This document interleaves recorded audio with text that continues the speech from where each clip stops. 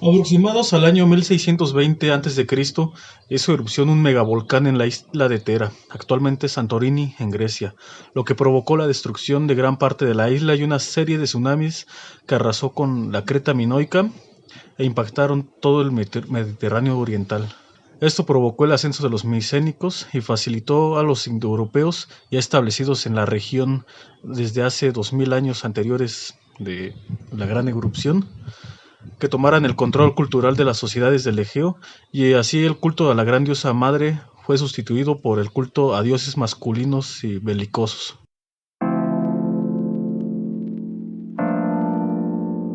Muy buenas tardes, yo soy Rulfino Pérez Yo soy Raúl Montes, y esto es Mitoteros. el lugar donde ya no tenemos mamá.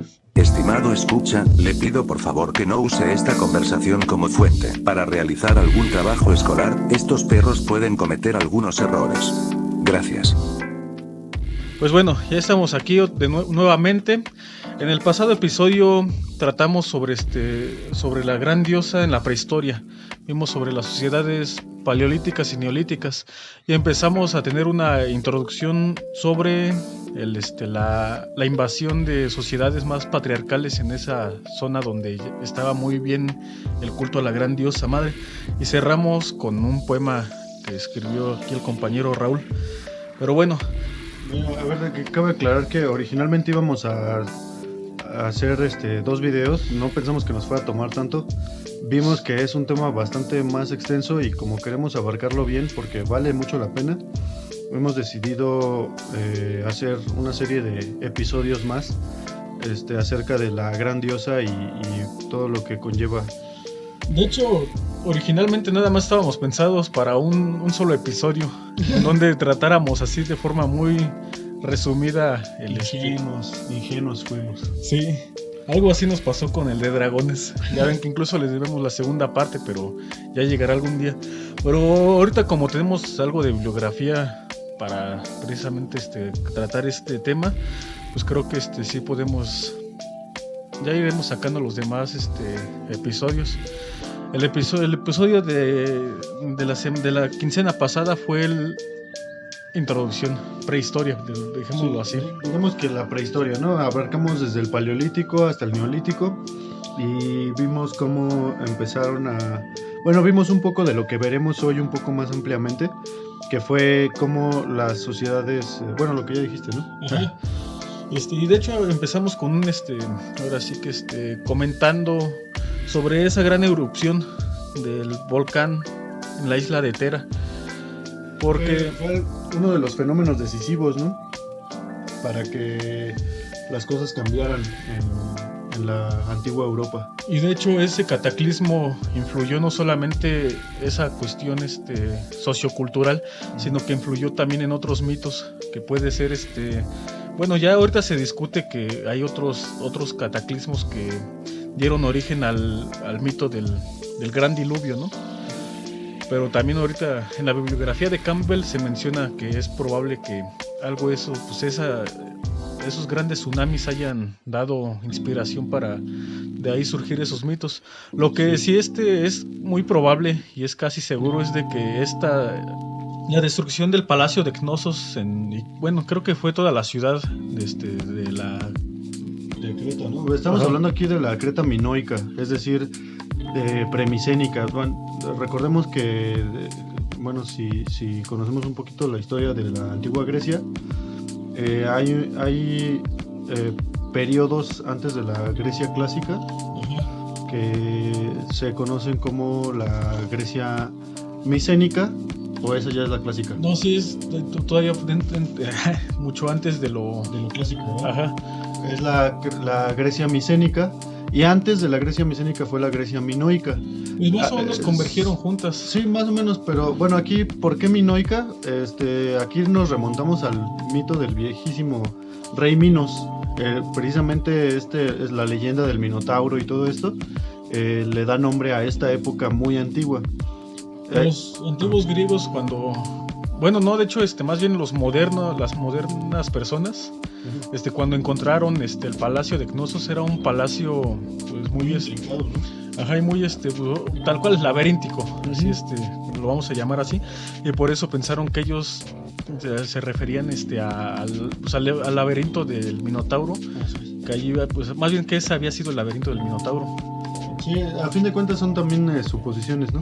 Ajá. Pero bueno, un hecho es que algo que no podemos, digamos, o que han indicado los hallazgos, es que esa civilización, más bien esa cultura que vivió en esas épocas, en época minoica, tenía un culto primordial para con la diosa madre.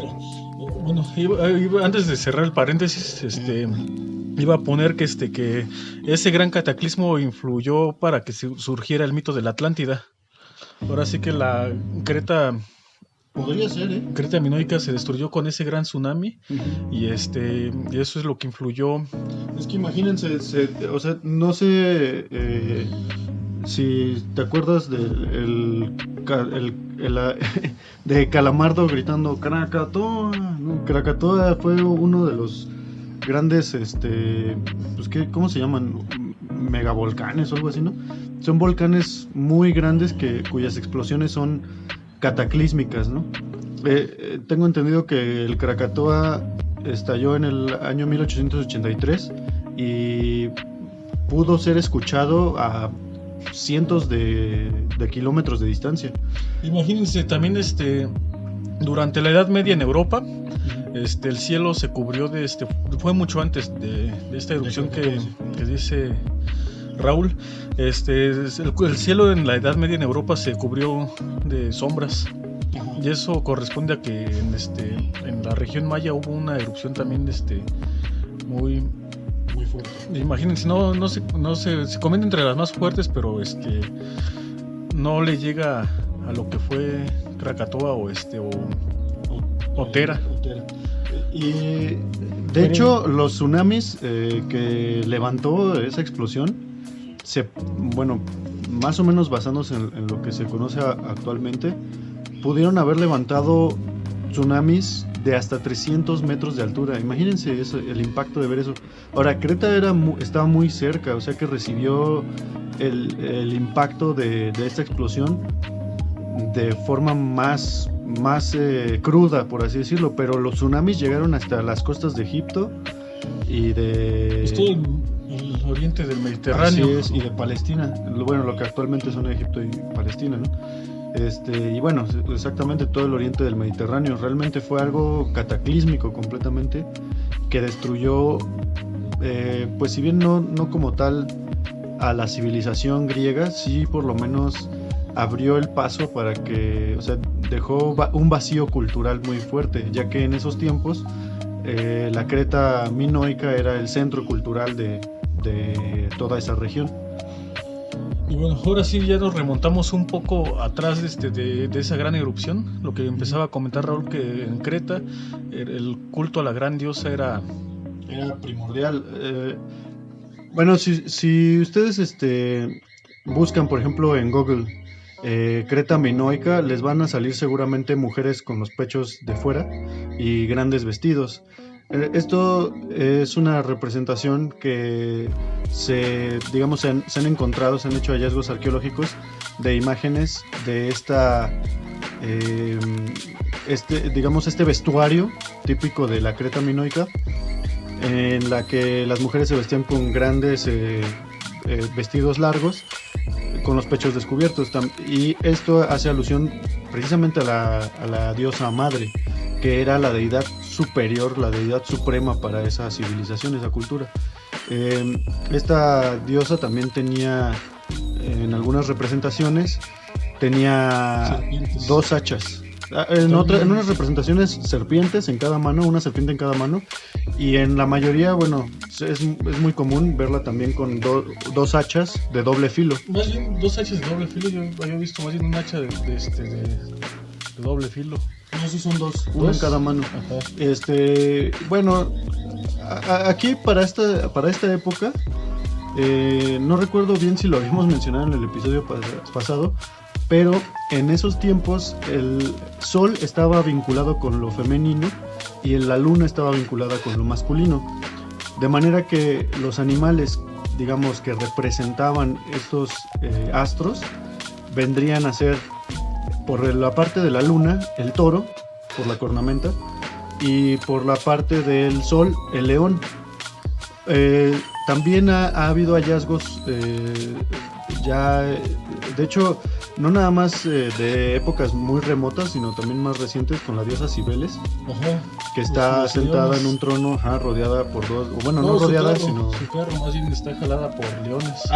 Bueno, sí, me estoy confundiendo porque hay una representación de Cibeles, pero ya micénica, después del gran cataclismo, que está sentada en una especie de trono y a sus costados tiene dos leones como cuidándola, ¿no? Habría que ver porque, por ejemplo, Cibeles sí fue una diosa muy adoptada entre los romanos, pero entre los griegos no tanto. Sin embargo, es una diosa que la evidencia muestra por otras figuras incluso un poco más rudimentarias, que se remonta al Neolítico. Entonces, esta diosa es una diosa solar. Estamos muy acostumbrados a vincular el sol con lo masculino y ya veremos de dónde. Mientras va avanzando este programa, vamos a ir viendo cómo fue que cambiamos de esa perspectiva. Por ahora, pues bueno, estamos en esta era precataclísmica, donde ya había habido unas oleadas de tribus indoeuropeas que habían estado llegando, pero sobre todo en la Grecia continental. Ahora Así sí es. que Cretas como que se había mantenido valga la redundancia, al margen. Exacto. Y pero ya de alguna forma ya existía esa influencia. Y no solo eso, sino que pues ahí Micenas pues como que recibía de los dos lados. Sí. Realmente pues... Bueno, perdón que te interrumpa, algo que ahorita me acordé que pues bueno, para completar un poco más el cuadro de estas sociedades antiguas, cuando hablamos del culto a la diosa madre, no nos referimos a que sea el único dios que adoraban ellos, también había dioses masculinos. De hecho, hay hallazgos arqueológicos que prueban que antes de que Zeus llegara a ser el dios supremo, ya había un culto a Poseidón, por ejemplo, había un culto a Dioniso y Atenea incluso. Son dioses muy antiguos en la región.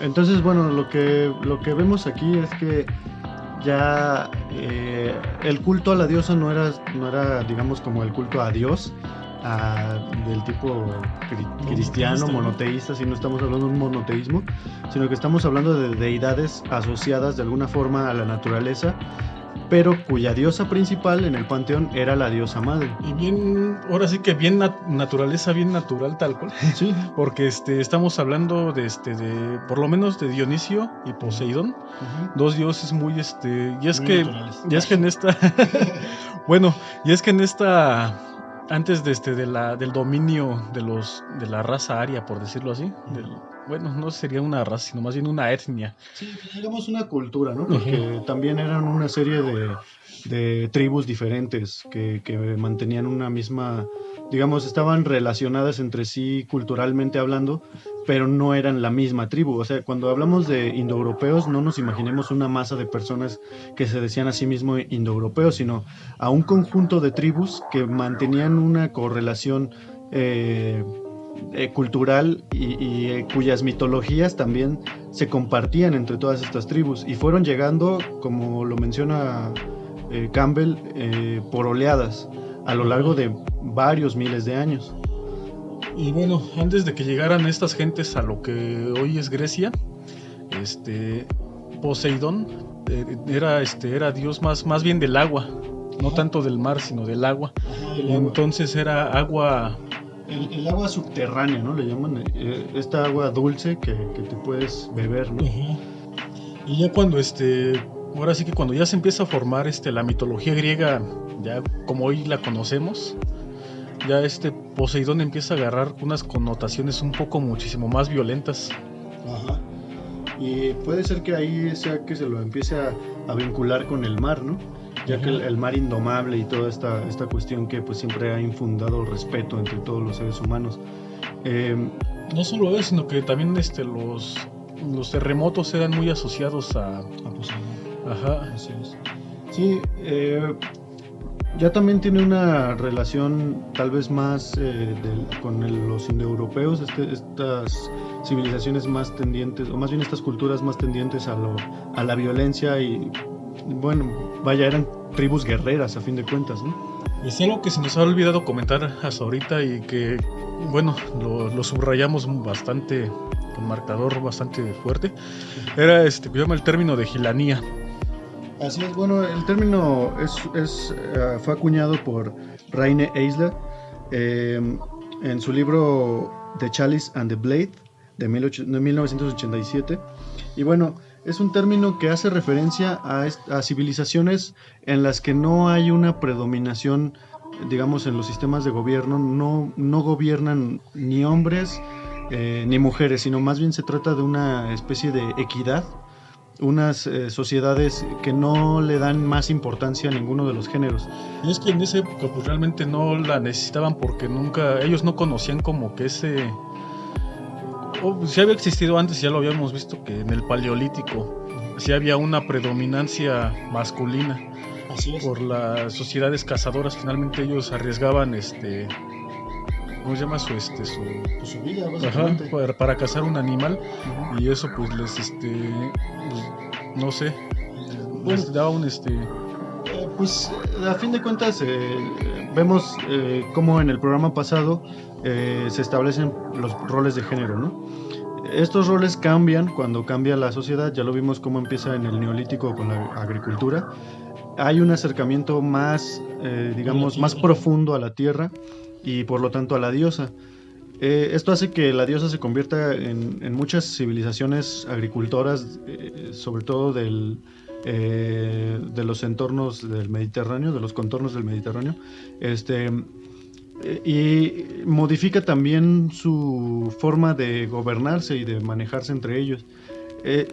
Este término de gilanía se utiliza precisamente para referirse a estas civilizaciones porque no hay por lo menos indicios ni en su mitología ni en sus rastros, ahora sí que los restos que dejaron de su cultura, que nos haga pensar que vivían bajo un sistema patriarcal o matriarcal incluso. Violentos, por ejemplo, ¿qué es lo que cambia de la caza a la domesticación de animales?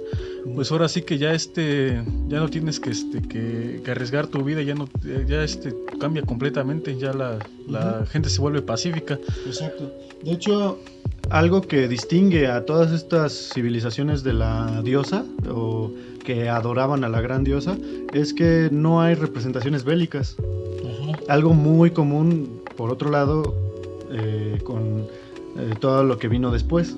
Sí. Incluso ya en la Grecia clásica, pues los grandes poemas a las gestas de guerra, ¿no? Y demás, ahí tenemos la Ilíada, por ejemplo, ¿no? El poema bélico por excelencia. Bueno, esa fue la Grecia arcaica, de hecho. Ajá. La Grecia clásica ya es más bien, ahora sí que también hubo los poemas, pero fue más como que enfocado al teatro. Y pues bueno, todo el teatro de la Grecia clásica, pues ahora sí que todo gira en torno a la guerra al fin de cuentas.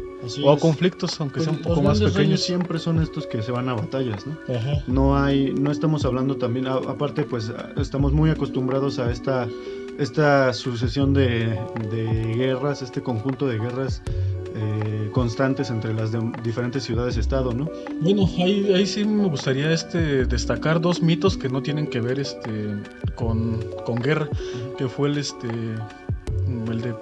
Orfeo. Ajá. Y el de Edipo. Bueno, Edipo también tuvo otros conflictos, y, por ejemplo, está pues los 7 contra Tebas, todo eso, pues sí hay cosas así, pero el personaje de Edipo no es belicoso. Uh-huh. Ni mucho menos el de Orfeo. Claro, no estamos hablando a lo mejor de una civilización completamente centrada en la guerra, uh-huh, pero sí muy motivada por la guerra. Sí. Y bueno, queríamos abrir ese paréntesis porque se nos hacía muy importante mencionar esa palabra en estos... Es un término que vale la pena rescatar. Tal vez podríamos tratar de aspirar a ese tipo de sociedades, ¿no? Con respecto a la diosa de Creta, cabe destacar también que hay una correspondencia pues muy bonita con otras divinidades femeninas de diferentes panteones alrededor del mundo, y es que se la vincula también con la montaña del mundo. La montaña es la misma diosa y se le representa sobre la montaña con su doble hacha, o más bien su doble hacha de filo doble, y pues protegida por sus leones o grifos, dependiendo también del tiempo en el que se haya representado. Ahora, hace ratito mencionaba Rulfino que también hay una representación de esta diosa cretense con 2 serpientes. Recordemos aquí que la serpiente para las civilizaciones dedicadas a la agricultura era sobre todo de la renovación de la vida. ¿Por qué? Porque las serpientes cambian de piel. Para ellos esto era un símbolo del renacimiento. Entonces, con la naturaleza, digamos, eran las energías de la naturaleza por la misma forma de moverse de la serpiente, pero también el renacimiento, y eran unas connotaciones completamente diferentes a lo que después vino, y que bueno, iremos abarcando ahorita durante el Pues video. de hecho ya hemos hablado mucho también al respecto sobre eso, pero también se tiene que repetir porque pues al fin de cuentas pues la mitología está hecha de patrones que se repiten una y otra vez.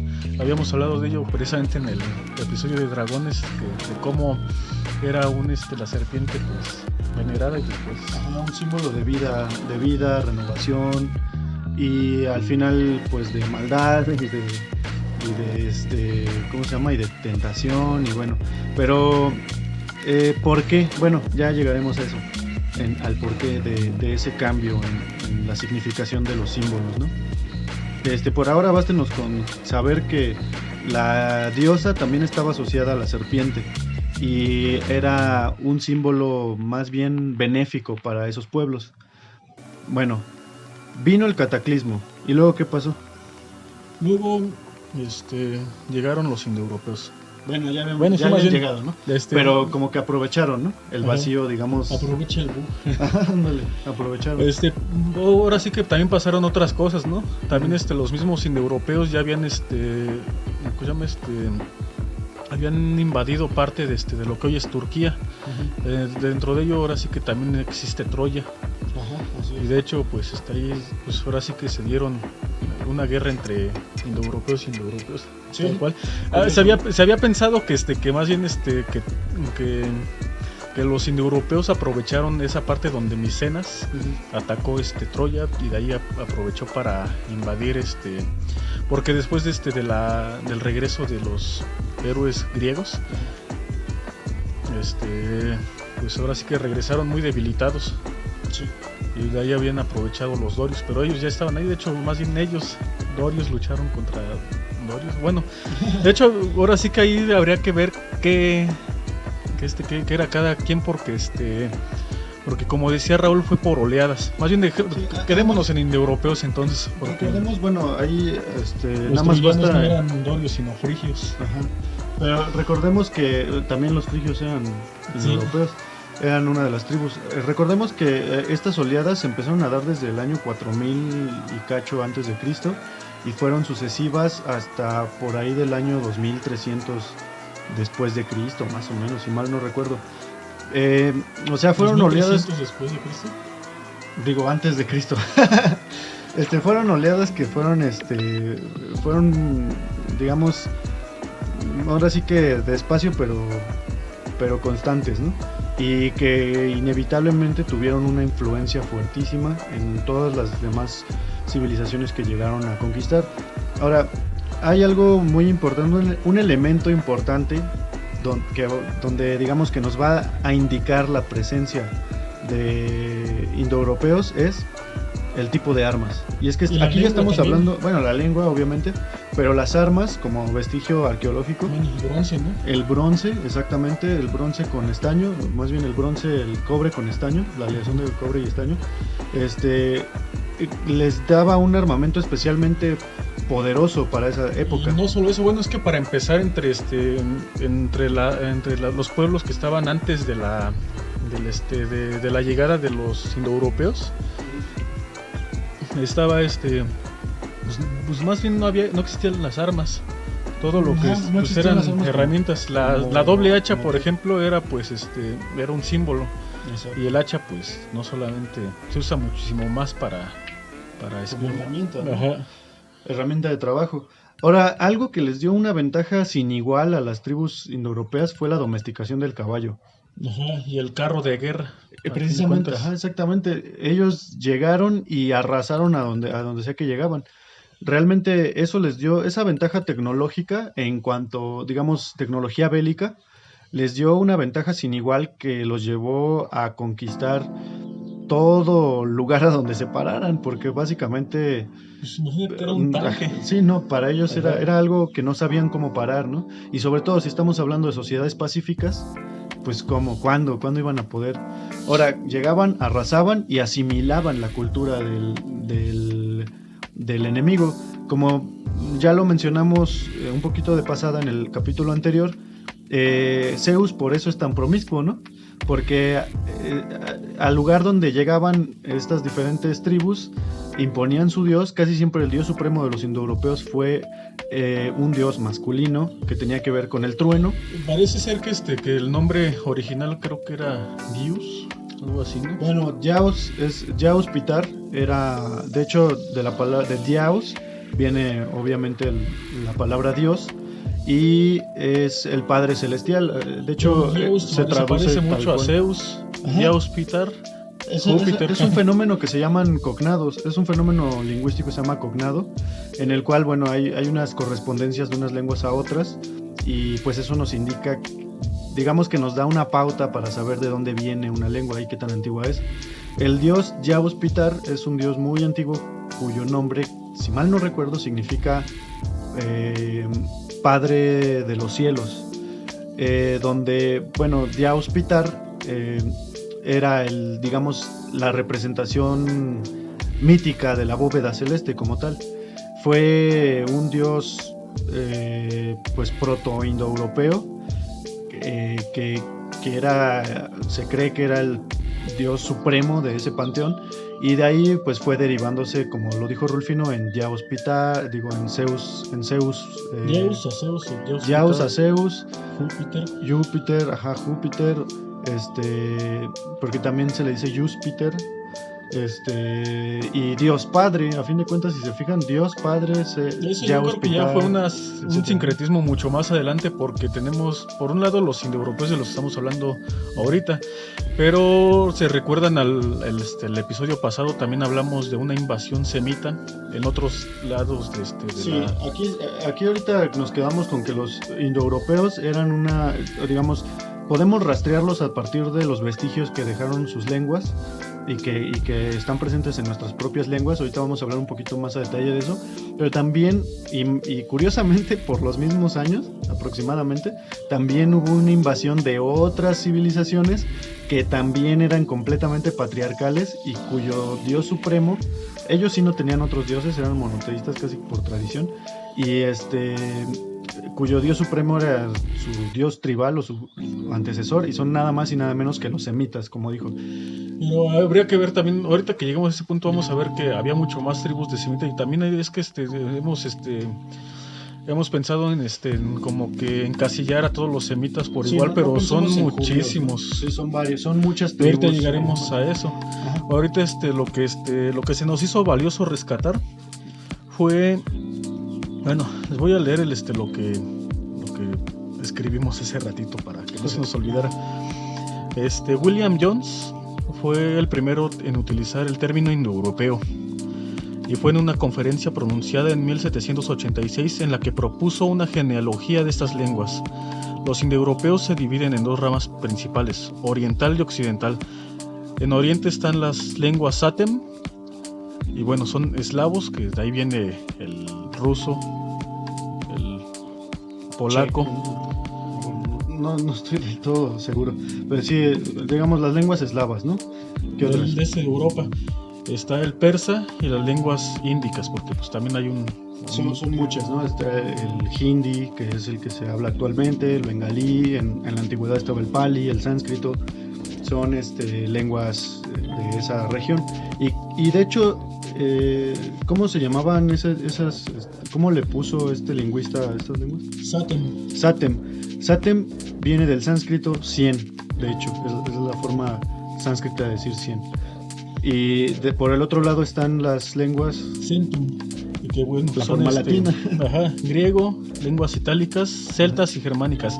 Las lenguas itálicas, así tal cual, pues es el latín y de ahí sus derivados. Bueno, también supongo el etrusco no... Bueno, el etrusco se los debemos, la verdad.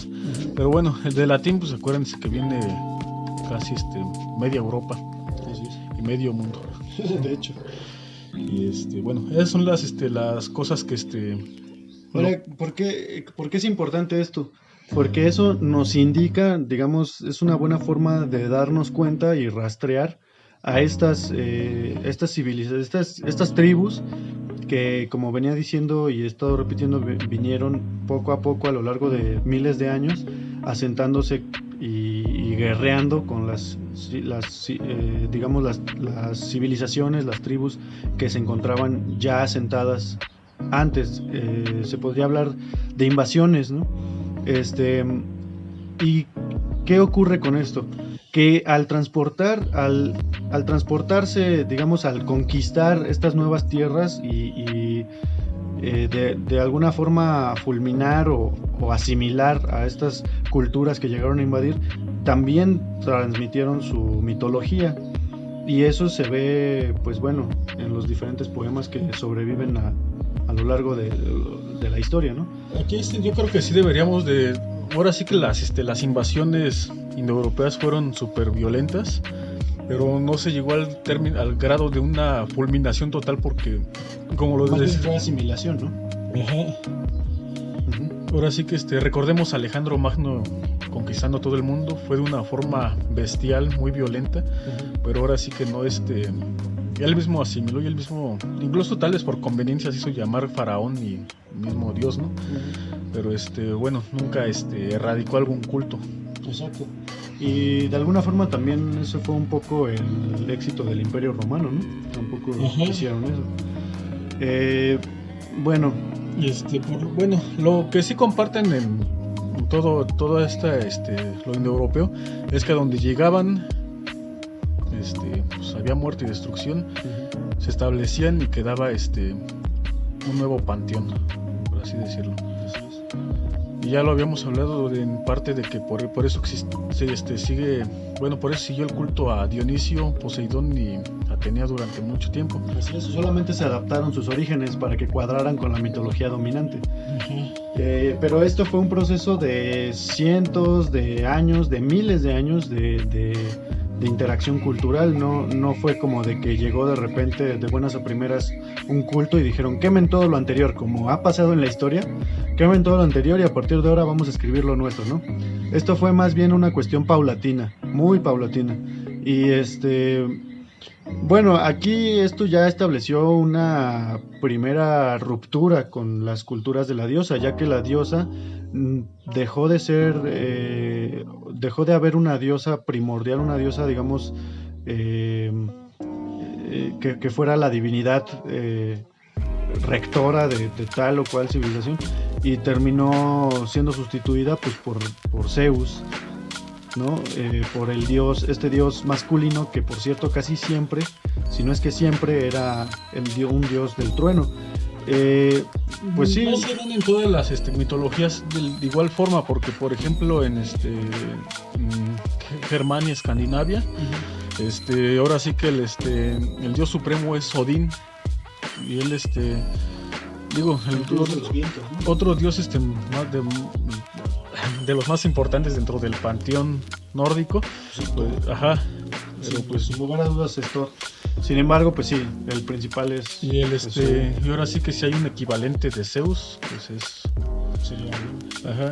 Y por ejemplo Indra en la Indra India sí es el dios del trueno. En la India de hecho está el símbolo del Vajra, Vajra o Vajra, que es como un mango. ¿Cómo podríamos decirlo? Como un tubito con dos bolitas a los extremos, ¿no? Ese es el símbolo del trueno para los indraístas, por así decirlo. Bueno, pues yo creo que con esto cerramos la invasión del indoeuropea Y ahora vamos a hablar sobre... Lo que está sobre la sombra que se expande en el sur del mundo. No, más bien en el Medio Oriente. Bueno, es que están bien cerca también, güey. Sí, exacto. Miles de kilómetros bien cerca. Imagínense como que la diosa está rodeada por puros pinches, Bárbaros. puro güey que quiere Pues es imponer que su religión. de hecho sí, porque tal cual eran gente muy incivilizada, porque mientras ahora sí que en Creta, bueno, todo este lugar donde donde existió el culto a la gran diosa, era una gente sedentaria de domesticación, bueno, ¿cómo se le podría decir? De ganadería y de la agricultura. Ajá. Mientras tanto, en el noreste de Europa, que es más o menos donde viene al sur de Rusia, más o menos por ahí. Ujú. Es de donde vienen, se cree que vienen los indoeuropeos, ¿no? O sea, ahí pues era pura, ahora sí que si no eran guerreros, eran pastores. Y ver lo que necesitan los pastores, necesitan estarse desplazando de un lugar a otro para buscar comida para sus animales. Ajá, Ahora, en el caso de los indoeuropeos, ya para finalizar, lo que los llevó a la victoria, como decíamos, fue digamos, esta tecnología bélica que ellos desarrollaron y que los otros no pudieron desarrollar, sino hasta que ya fueron completamente aniquilados y asimilados. Y desde ahí el progreso, hasta nuestra fecha, se está asimilando más bien a la tecnología militar, no tanto a la mitología, no tanto a la tecnología de civil. Ajá. Porque bueno, no sé si recuerden que el internet fue primero una herramienta militar y después ya fue abierta a todo el mundo. Así los grandes inventos del horno de microondas y demás inventos han surgido gracias a la tecnología militar, cosa que pues es algo desalentador para nuestra raza, ¿no? Para nuestra especie, ¿no? y su supervivencia. Y bueno, ahora sí vamos con la conquista de los semitas. Antes de eso hay que hablar un poco sobre el culto a la diosa en la región de Sumeria, ¿no? Uh-huh. Bueno, en Sumeria estamos hablando de Irak, lo que es actualmente Irak. Antes era Mesopotamia, esta región entre los dos ríos, Tigris y Éufrates, que muchos... Irán también, ¿no? Irán, Irak. Bueno, el caso es que aquí también primordialmente existía el culto a la diosa. Estamos hablando de, bueno, ya saben, ¿no? Los Anunnaki, toda esta cuestión. Uno de los dioses principales, el dios Enki, a pesar de que era un dios principal, no se podría decir que fuera completamente el rey, ¿no? Había un culto muy fuerte por la diosa Inanna, que después, bueno, en algunas tradiciones fue llamada Ishtar, sobre todo para los babilonios, pero Inanna funge como la gran diosa madre. Y antes de estos dioses hay representaciones que se han encontrado de dioses cuyos nombres pues no sabemos, entonces nada más los llamamos como la figurilla, se ve, y por ejemplo está una diosa que le llaman la diosa de los ojos, porque pues son estatuillas lo que se han encontrado. Estamos hablando del neolítico aquí, son estatuillas de diosas, cuerpos femeninos con unos ojos muy grandes. Bueno, hay algo que también quisiera rescatar un poquito, es que en las representaciones neolíticas que tenemos de las diosas, generalmente se las vinculaba con un laberinto. Y eso es algo que siguió de una forma también un poquito pues menos directa, pero siguió estando presente en el simbolismo, digamos, que rodea a las diosas a lo largo de la historia. Y bueno, debido a lo extenso de este tema, pues hemos decidido hacer varios videos y poco a poco vamos a ir abarcando estas diferentes representaciones, pero bueno, lo quería y de hecho siempre vamos a retomar.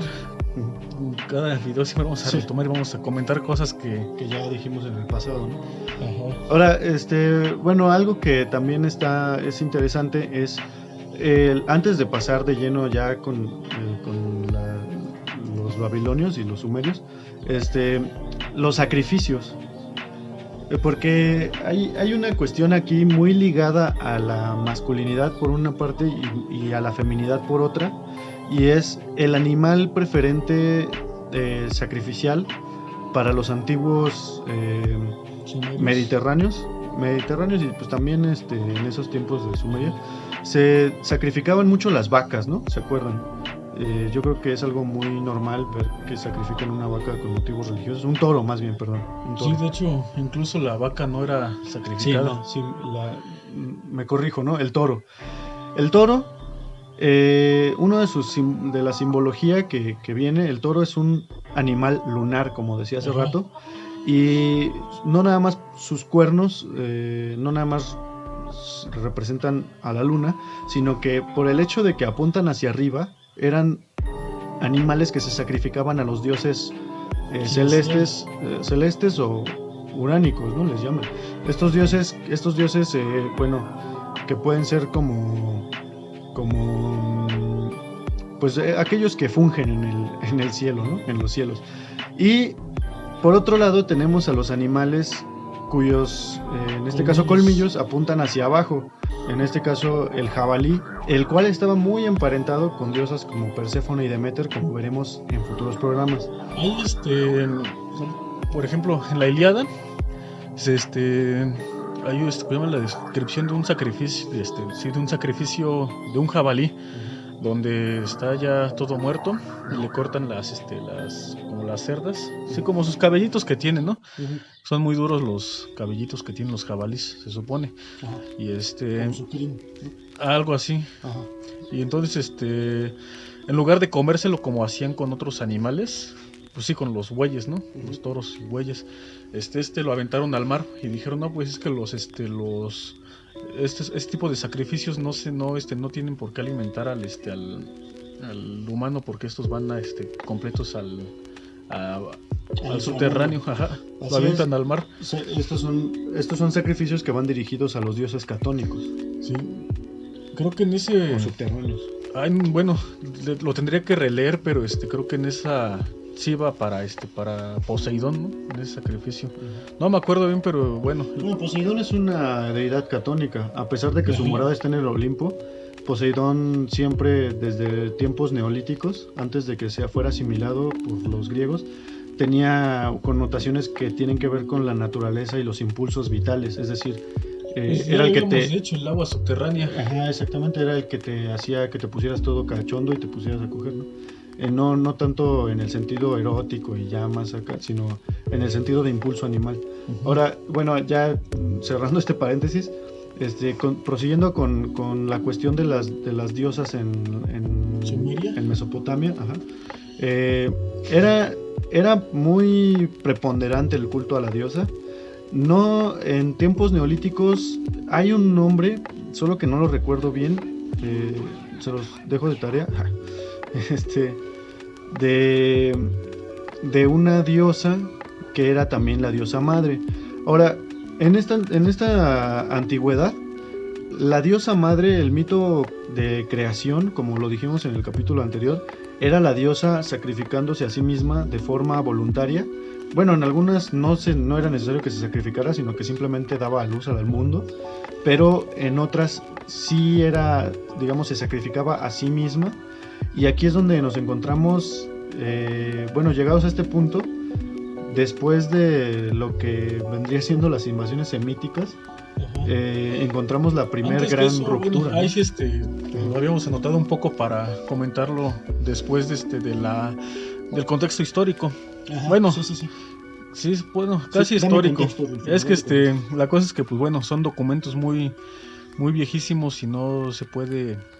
y muchos de ellos ligados más bien a cosas mitológicas, ¿no? Claro.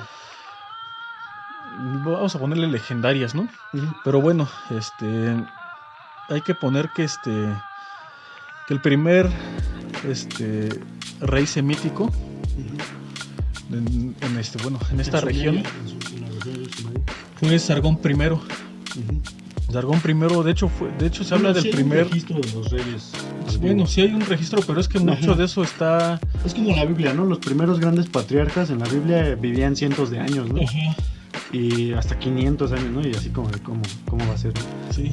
Pero bueno, ajá. Está muy lo que sí se sabe es que fue el primer ejército del mundo. La forma en cómo conquistó esta región de Sumer. Y fue el primer imperio, fue el imperio acadio, ¿no? Y bueno, Sargón I fue el primer rey semítico que gobernó más o menos por ahí del año 2328 antes de Cristo. Es cierto. No, en específico, pero 2300, ¿no? Ajá. Y bueno, fue en Mesopotamia. Y este primer rey tuvo un origen legendario, mítico tal vez. Muy curioso, ¿eh? Y que fue así de que es prácticamente la historia de Moisés, ¿no? Así es. Él lo dejan en una canastita, la canastita se va en un río, el río lo conduce hacia un rey y el rey lo vuelve su heredero, ¿no? Bueno, ahí pasa que ¿cómo se llama? ¿Con Sargón o con Moisés? Con Sargón. Sí, bueno, sí, básicamente eso. Y fíjense cómo está la influencia, o sea, la Biblia, al ser un documento tampoco tan antiguo como estos, podemos ver que toma mucho de los, digamos, las leyendas y los mitos de esas antiguas regiones y las adapta a sus propios héroes, por así decirlo, ¿sí? Sus propios personajes. Entonces aquí Sargón fue como el original y Moisés la copia, ¿no? No es cierto. Pero bueno, hay una influencia clarísima. Sí. Ajá. Y bueno, eso fue ya la entrada de los semitas tal cual. Y ya pues estamos hablando ya de un imperio, ya pues estamos hablando de dominación, pura muerte y destrucción. Así es. Y empieza a perder valor el culto a la diosa madre. Y empieza a ser más masculino. Exactamente, empieza a ser un culto pues completamente masculino, ¿no? Ajá, pero aquí pues estamos hablando de que el mismo rey se deifica. Ajá, exactamente. De hecho, tal vez podría ser la primera deificación de un rey, ¿no? Tal vez. Y bueno, años posteriores, unos pocos miles, no, nada más como 800 años, ¿no? Algo así, menos de 1000 años después surge ¿quién llega?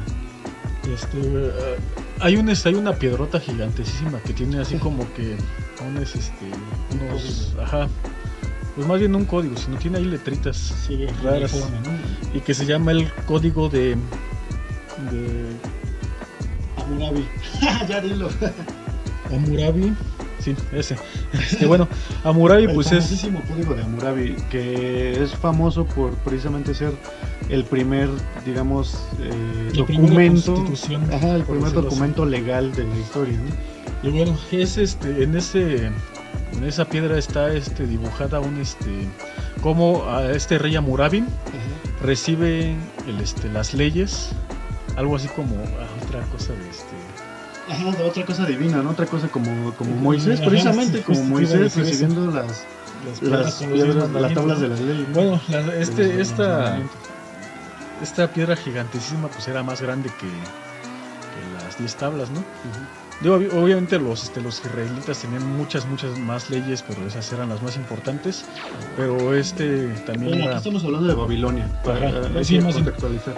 Sí, estamos hablando de Babilonia y estamos hablando del contexto más o menos de Gilgamesh. Bueno, el punto es de que vemos vemos a este rey recibir las leyes de un dios. ¿Y qué dios es? Ni más ni menos que el dios Shamash, ¿sí, no? Y que es la personificación del sol. Y aquí algo curioso, y esta representación es la primera, o por lo menos que nosotros sabemos ahorita, hasta donde sabemos que es la primera representación de un dios masculino personificando al sol. Antes de esto el sol era femenino y la luna masculina. Después de esto, más bien, fue la primera representación donde el sol es masculino y la luna, pues, por ende femenina. Aquí, pues bueno, ¿qué nos está diciendo esto? Que el poder, el dominio, es del hombre, ¿no? Y precisamente es con Hammurabi donde se escribe el Enuma Elish, el poema del que hablamos el programa pasado, donde se revuelve por completo el mito que ya se tenía de la creación del mundo y se hace este mito de despojo total, donde ya hay un asesinato a la diosa madre. Bueno, en este caso la ponen completamente despersonalizada y la convierten en un monstruo, en el monstruo de los abismos, y este monstruo termina muerto a manos del héroe todopoderoso Marduk, el cual la destroza y con su cuerpo crea el mundo, de su sangre hace a los humanos y demás. Y bueno, incluso leí un poema en el programa pasado acerca de eso. Pero ya vemos por completo la ruptura de lo que es el culto a la diosa. Realmente hay algo muy... pues hay algo un tanto siniestro en eso, porque los mitos anteriores a esto eran de una entrega voluntaria de la vida. Es la diosa de los ojos, ¿no? De la que se hablaba antes de la llegada de los semíticos, ¿no? No estoy del todo seguro, pero creo que sí. También la diosa Inanna o Ishtar es diosa madre. Ya cuando es Ishtar, ya como que baja de rango, ¿no? El punto es de que, pues, recordemos que esa parte de la diosa madre sacrificándose para dar la vida al mundo. Oye, eso es un sacrificio voluntario. Ajá. Perdón, un paréntesis rápido, y es que la diosa Ishtar después fue convertida en demonio por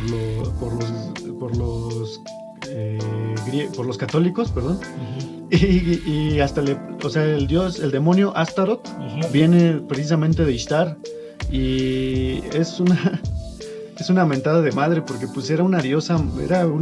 Bueno, de hecho ahorita vamos a llegar a eso. Bueno, ya para concluir, en Sumer lo que pasó fue de que antes de la llegada de los semitas, ajá, había ahora sí que la gran diosa fue una diosa que se sacrificó voluntariamente para dar vida al mundo, ¿no? Sí. Tal cual. Eso nos recuerda como bueno, es una mitología completamente muy muy diferente a la que esto, pero nos recuerda la creación del sol de Teotihuacán, ¿no? Sí. No sé si se recuerdan que va un esclavo y se avienta a la hoguera de forma muy valerosa y ahí nace el sol, ¿no? Pero bueno, ya eso es otra historia y hablaremos de ese mito en otro momento. Bueno, algo que antes de darle un carpetazo al tema, lo que sí quisiera, digamos, que nos quede un poquito más claro, un poquito más explayado, qué representaba la diosa. Y es que aquí en la Sumeria antigua, la diosa no solo representaba la vida. Recordemos que en el programa pasado decíamos que la diosa representaba el nacimiento y todo esto, pero no nada más eso, también la muerte, y creo que sí lo mencioné también en el episodio pasado. Y hay un mito específico de Sumerio que nos da digamos, le da esa connotación a la diosa, en este caso Inanna, que baja al inframundo. Pero recordemos, no sé, Orfeo, el mito de Orfeo, que él baja al inframundo para recuperar a su amada. Aquí es al revés, es la diosa Inanna la que baja al inframundo para recuperar el alma de su amado. Y precisamente quien domina los infiernos, o bueno, no los infiernos, pero vamos, el otro mundo, el otro mundo para los sumerios, es la hermana de Inanna, es una diosa también. Y aquí el hecho de que sea su hermana, nos indica que es el principio femenino el que rige la vida, pero también el que rige la muerte y el que transforma. Y eso lo veremos en su momento, porque está muy bien representado también en la mitología griega, a partir de los misterios eleusíacos, ¿no? Y bueno, a esta diosa se llama Ereshkigal, es la diosa del inframundo, y ella, bueno, pone ciertas condiciones. A lo mejor haremos un mitos y leyendas de Inanna bajando al inframundo, pero para que nos quede un poquito más claro qué simbolizaba la diosa madre, no nada más era la diosa madre, también era la diosa de la muerte y era la diosa del renacimiento. este renacimiento, ya digamos en una forma para un ser humano común como ustedes y yo, es este ser que nace a la vida social, muere como niño, renace como adulto y ahora ya tiene como un puesto en la sociedad, unas obligaciones que cumplir y demás, ¿no? Algo que actualmente yo creo que son ritos que pues estamos echando en falta. Bueno, de hecho, por eso la maduración del hombre moderno muchas veces no está bien clara realmente. Sí, actualmente es una confusión muy fuerte la que se vive espiritualmente hablando, porque pues no dudamos de nuestra mitología, pero no es que no se trata de no cuestionar, ¿no? Se trata de alguna forma entender la profundidad de todos estos símbolos y estos mitos y su vigencia, ¿no? Yo ya estoy harto de escuchar que la mitología son cosas que nunca pasaron. Pues es que no tienen por qué pasar, güey. O sea, son historias que simbolizan fenómenos de nuestra vida interior y también de nuestra cultura. Y es que más bien ahora sí que como lo dijimos en el primer episodio, citamos mucho a William Blake, sí, citamos en redes, y en los mismos programas, que todo aquello que es posible creer es un reflejo de la verdad, y nos vamos a mantener siempre con esa. Hay otros proyectos sobre mitología donde pues los dicen un poco cínicamente, de donde venimos a contar cosas que nunca pasaron, pero pues es que más bien pues no se trata de que no hayan pasado, sino mantenernos con esa cita de William Blake. Así es. Los mitos nos ayudan a conocernos a nosotros mismos, y precisamente mi preocupación con la cuestión de la diosa es para entender en qué posición nos encontramos espiritualmente con respecto a todas estas luchas que se vienen dando históricamente a partir del siglo XX, del siglo XIX hasta la fecha, y que siguen siendo vigentes, y que sigue habiendo, digamos, una gran diferenciación por la sexualidad de las personas, ¿no? Ya no nada más por el género. Ahora, todo esto tiene un sustento mítico, y de hecho, si queremos darle ese giro, yo pienso que es ideal conocer estos mitos que le dieron origen a estas ideas hoy arcaicas, y poder dar ese vuelco para poder renovarnos a nosotros mismos a partir de nuevas mitologías y nuevas formas mitológicas. Si los sumerios, más bien si los semitas lo hicieron con la mitología sumeria, y bueno, más bien todos tanto semitas como indoeuropeos a donde llegaron le dieron un giro muy radical, yo creo que se lo podemos seguir dando. Y sí, es por eso de que no sé, es que es como que un poco fanboy, ¿no? Esa parte donde no solamente respetamos mucho al escultor que hizo la medusa con la cabeza de Perseo, sí, porque de alguna forma le está dando un giro, un vuelco a la historia. Y bueno, lo hablamos también en el episodio pasado, y es algo que nunca nos cansamos de hablar, ¿no? Eso significa para nosotros reinventar el mito, es entendernos a nosotros mismos. Más bien, entender un mito nos ayuda a entendernos a nosotros mismos y entender qué puntos podemos cambiar y en qué puntos podemos mejorar como no solo como individuos, sino como sociedad. Porque a fin de cuentas, el cambio en uno mismo también está en los demás. O sea, también algo que es muy de la mitología gringa, de la mitología actual gringa, es esta cuestión del individualismo como un ideal, ¿no? A conseguir, algo completamente imposible, a no ser que tú hagas tu propia ropa y tu propia comida y seas un ermitaño en el bosque, ¿no?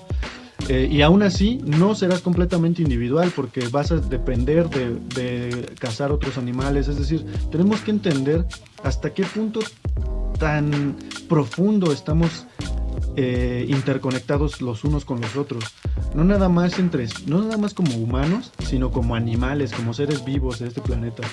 Y en la medida en la que podamos entender eso, también le vamos a poder dar un nuevo significado en nuestras vidas y darle un nuevo camino a la sociedad. Si queremos un cambio, yo creo que el entender la mitología, entender esta psicología de las sociedades, nos puede llevar a transformarlas. Y bueno, ahora sí, esto pues ahora sí que tiene que ver un poco con esa parte de reinventando mitos, ¿no? Porque es muy necesario mencionarlo otra vez redundo, sobre los cambios, ¿no? De cómo la diosa pasa a ser la voluntaria, un sacrificio, a ser la asesinada, tal cual. Y bueno, ya pues para cerrar el programa ahora sí, vamos a comentar sobre los hebreos, que pues también es un tema un poco extenso y pues yo creo que todos estos capítulos sobre la diosa van a ser extensos y les pedimos mucha paciencia. También no quita que sean temas muy interesantes. Bueno, a ver, antes que nada, yo creo que sí sería bueno más o menos delimitar quiénes eran estas civilizaciones semitas, porque bueno, estas tribus semitas, porque bueno, habíamos estado hablando de ellos, sin embargo, como dijimos hace rato de los indoeuropeos eran varias tribus, también lo mismo ocurre con los semitas, no crean que estamos hablando aquí de judíos, o sea, ya estas son cuestiones más modernas, ¿no? Aquí entre ellos obviamente estaban los hebreos, pero también estaban los acadios. ¿Qué otra te acuerdas? Los árabes. Preislámicos. Exactamente. Bueno, y también se pueden encontrar con sus lenguas, las lenguas que hablaban, así como con los europeos. Pues de hecho los fenicios también eran parte de un pueblo semita, pero bueno, es que ahorita pues nos estamos, perdón, me trabo de repente.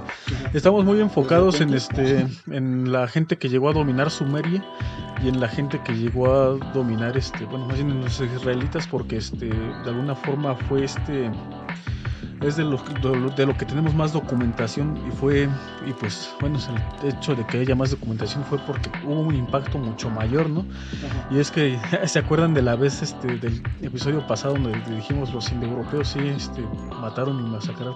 Sí, pero los israelitas mataron más. De los que viven en México, entenderán entenderán el meme. Pero bueno, estábamos con la cuestión de aquí los israelitas, más bien los hebreos, ¿no? Sí, bien. La cuestión aquí fue de cómo cuáles fueron las consecuencias de que empezaran a tomar el control cultural. Y hay que ver otra cosa, los sumerios fueron un poco parecidos a los indoeuropeos, ¿no? Llegaron y asimilaron bueno, la diferencia es que ellos sí eran monoteístas. Sí tenían una sola. Bueno, eso iba a que los hebreos eran monoteístas totalmente. No solo eran monoteístas, ya lo hablamos el episodio pasado, ellos se creían el pueblo elegido y que decían Dios solo existe en Israel. Y Israel es el único pueblo. El pueblo elegido, ¿no? La cuestión más bien es de Yahvé, ¿no? Este Dios, bueno, sí, este Dios tribal más que nada, que pues fue, digamos, dignificado como si fuera el todo. Y bueno, esto tiene una consecuencia muy profunda. Para empezar, yo creo que de las más dramáticas, una de las consecuencias más dramáticas es que la mitología semítica, no vamos a hablar específicamente de hebreos o de árabes. Creo que sí tendríamos que hablar específicamente de hebreos, porque los fenicios eran politeístas y los sumerios también adoptaron bueno, los semitas que llegaron a Sumeria adoptaron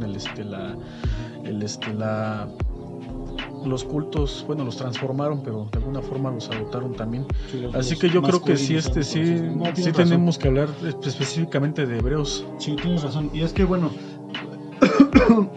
corrigiendo, una de las consecuencias más dramáticas de que los hebreos tuvieran una dominación cultural es que, primero que nada, se crean, se separa la divinidad del individuo. Es decir, ahora el ser humano ya no es divino por sí mismo, tiene que encontrar la divinidad afuera de sí. Y esto no nada más lo vemos en en la forma de orar, ¿no? Sino en la forma de buscar lugares sagrados para ir ahí a rendir culto. Siempre han existido lugares sagrados en el mundo, pero ahora la diferencia es esta, es sutil. Ahora yo no puedo hacer nada si no voy a ese lugar a rendir culto, y entonces puede que obtenga una bendición. Antes no era así la cuestión. Ahora, otra consecuencia importante. Es sobre todo el odio a la naturaleza, ¿no? Exacto, eso genera, o más bien esto degenera en el odio a la naturaleza, y por lo tanto, y eso es muy, muy, para mí, fuerte, porque es algo que domina actualmente a las sociedades, es el odio a uno mismo. Pero no a nosotros mismos como de, ay, me quiero morir, aunque también, sino el odio a nuestro cuerpo. Así, ¿no? Ya ven, no te masturbes, ¿no? Diosito te está viendo, ¿no? La masturbación es mala, el sexo es malo, ¿no? La tentación y la chingada, todo esto viene de esta forma de ver el mundo, de que ellos hayan dominado, digamos, culturalmente, y que nos hayan heredado, es una herencia hebrea, todo esto. El odio a la naturaleza implica el odio al impulso natural, al sexo, al propio cuerpo, a uno mismo como ser, en general, al todo lo que conlleva placer. Y no hablamos de placer específicamente sexual, sino también ahí está la gula, por ejemplo, como uno de los pecados capitales, ¿no? Sí. Y claro, son miedos que vienen infundados por a lo mejor una escasez alimentaria, ¿no? Pero pues no tendría que ser porque pues de alguna forma los semitas son originarios de Arabia. Desierto, claro.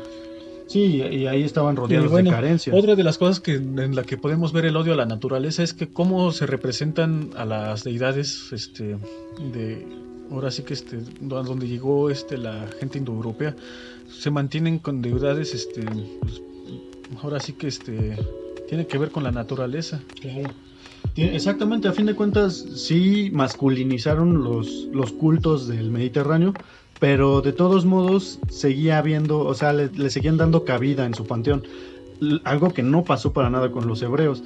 Estos carnales lo que llegaron a hacer fue despreciar por completo a cualquier dios, o sea, no nada más femenino, sino que si representaba la naturaleza era malísimo, era lo peor, y tan así que lo denominaron demonio.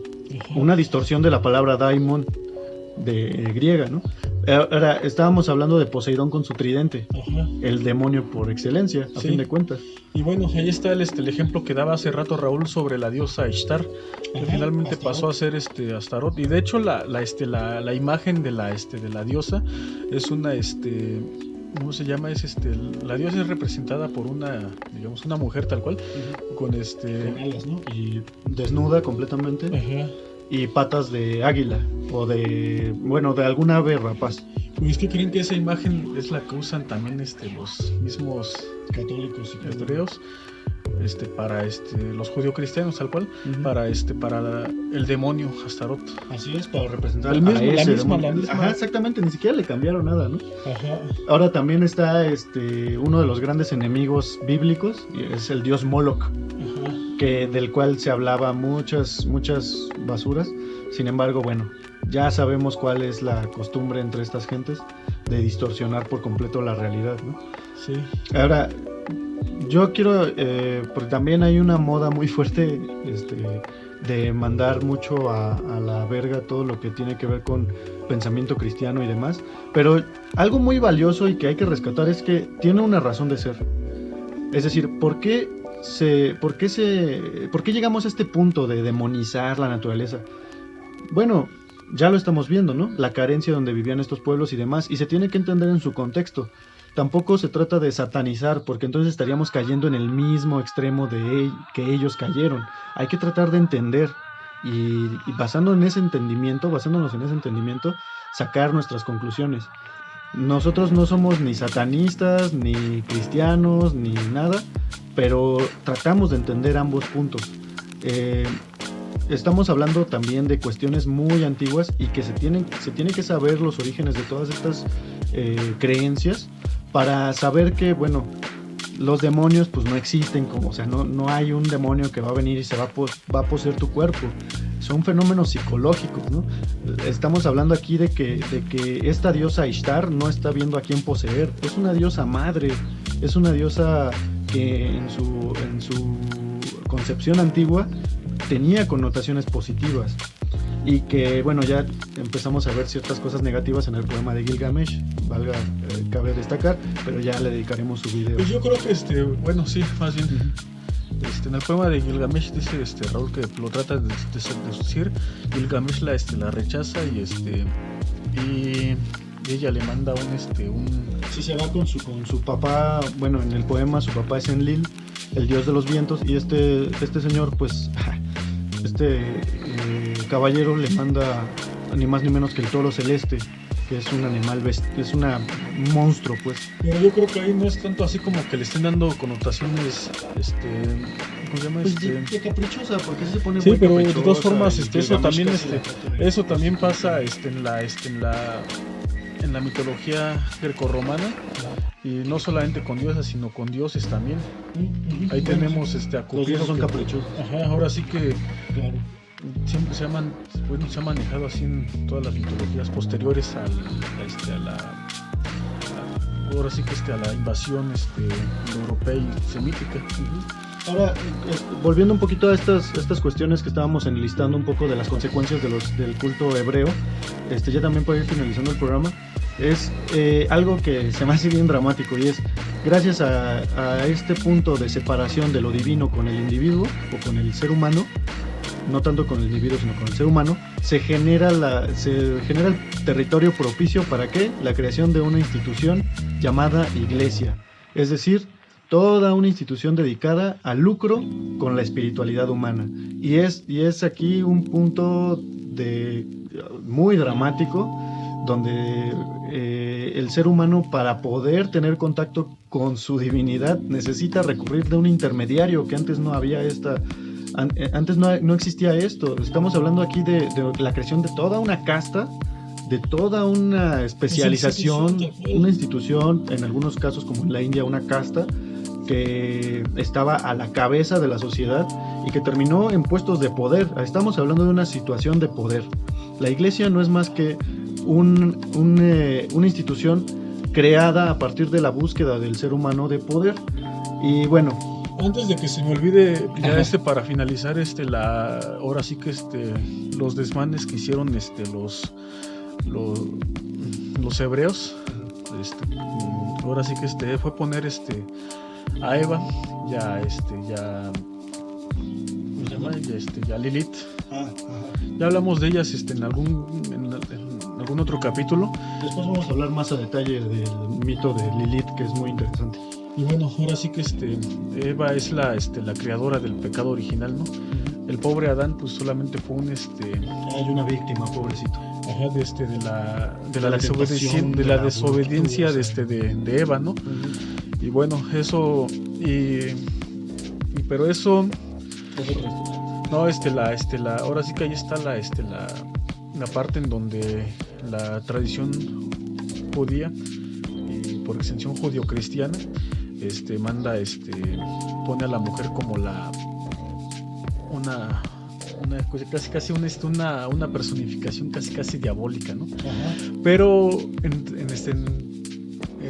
programas posteriores vamos a ver cómo existe la parte la parte reconciliadora, ¿no? Ajá. Y vamos a hablar sobre todo sí existe. También sobre la Virgen María. Ajá, exactamente, sí lo hay. Pero bueno, otra cuestión aquí con la tradición judía, y ahora sí ya para cerrar el programa, es que a partir de la circuncisión, que es como uno de los ritos más importantes para los judíos, se excluye completamente de la vida religiosa a las mujeres, completamente, porque pues no tienen pene. Ahora, queremos cerrar el programa citando un pequeño parrafito de Campbell, donde dice: asistimos así a la ruptura más radical en la historia de las civilizaciones y las mitologías entre el principio masculino, al que se le confiere todo el poder, y el principio femenino, que es privado de él y cuyo mundo de naturaleza y belleza es impugnado. En esta tradición se rechaza incluso la belleza por ser una distracción, algo que seduce. Qué pinche triste.